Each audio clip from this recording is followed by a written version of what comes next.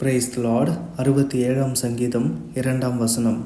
தேவரீர் எங்களுக்கு இறங்கி எங்களை ஆசிர்வதித்து உம்முடைய முகத்தை எங்கள் மேல் பிரகாசிக்க பண்ணும். ஆமென். ரொம்ப ஒரு அழகான ஜெபமாய் இந்த சங்கீத வசனம் நமக்கு சொல்லப்பட்டிருக்கிறது. இதிலே கூட ஆண்டவரை நோக்கி ஒரு ஜெபம் ஏறெடுக்கப்படுகிறது. அந்த ஜெபத்திற்கான காரணம் என்னவென்று பார்த்தோம்னா, 1ஆம் வசனத்தில், தேவனே, பூமியில் உம்முடைய வழியும் எல்லா ஜாதிகளுக்குள்ளும் உம்முடைய இரட்சணியமும் விளங்கும்படியாய் தேவரீர் எங்களுக்கு இறங்கி எங்களை ஆசிர்வதித்து உம்முடைய முகத்தை எங்கள் மேல் பிரகாசிக்க பண்ணும் என்று. ஆமென். அதாவது, ஆண்டவரே, எங்களுக்கு இறங்குங்க, எங்களை ஆசிர்வதிங்க, உம்முடைய முகத்தை எங்கள் மேல் பிரகாசிக்க பண்ணுங்க. எதற்கு நாங்கள் அப்படி கேட்கிறோம் என்றால், நாங்கள் மாத்திரமோ இல்லை எங்களுடைய சந்ததி மாத்திரமோ நன்றாக இருக்க வேண்டும் என்பதற்காக கிடையாது. இல்லைனா எல்லா ஜனங்களை பார்க்கிலும் நாங்கள் மாத்திரம்தான் நன்றாக இருக்க வேண்டும் என்பதற்காக கிடையாது.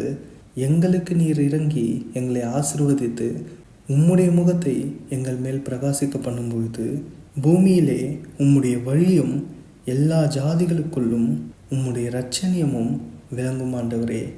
ஆமென். அதற்காக எங்களை ஆசீர்வதிங்க அப்பா என்று இங்கே ஜனங்கள் ஆண்டவரை நோக்கி ஒரு ஜெபத்தை ஏறெடுக்கிறார்கள். ஆமென். இவர்களுடைய நோக்கம் எப்படி இருக்கிறது என்று பார்த்தோம்னா, 3ஆம் வசனத்தில், தேவனே, ஜனங்கள் உம்மை துதிப்பார்களாக, சகல ஜனங்களும் உம்மை துதிப்பார்களாக என்று. ஆமென்.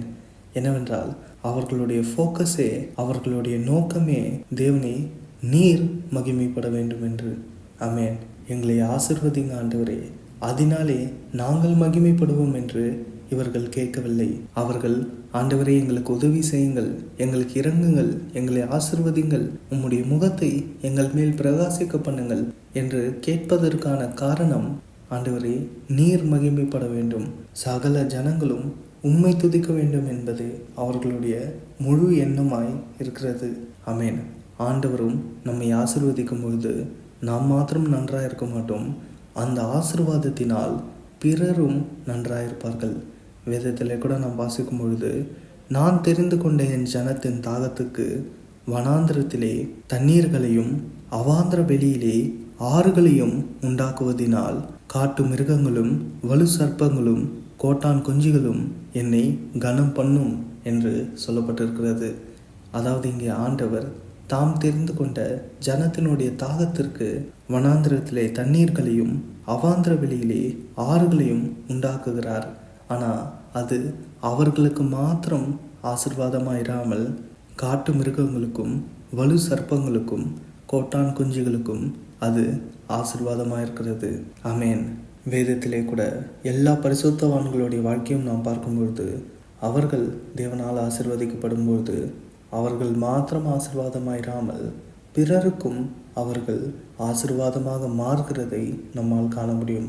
ஆபிரகாம் அவருடைய வாழ்க்கையை கூட நாம் பார்க்கும்பொழுது ஆண்டவர் அவருக்கு வாக்கு கொடுக்கிறார், நான் உன்னை பெரிய ஜாதியாக்கி உன்னை ஆசீர்வதித்து உன் பேரை பெருமைப்படுத்துவேன், நீ ஆசீர்வாதமாய் இருப்பாய் என்று. ஆமென். அதாவது, ஆபிரகாமே, நான் உன்னை பெரிய ஜாதியாக்கி உன்னை ஆசீர்வதித்து உன் பேரை பெருமைப்படுத்துவேன், அதனால நீ மாத்திரம் ஆசீர்வாதமாய் இருப்பாய் என்று ஆண்டவர் சொல்லலை. நான் உன்னை ஆசீர்வதிப்பேன், நீ பிறருக்கு ஆசீர்வாதமாய் இருப்பாய் என்றும் இங்கே ஆண்டவர் சொல்லுகிறார். ஆமென். இதுவே மிகப்பெரிய ஆசீர்வாதமாய் இருக்கிறது. இதுவே நாம் எல்லோருக்கும் வேண்டியதாய் இருக்கிறது.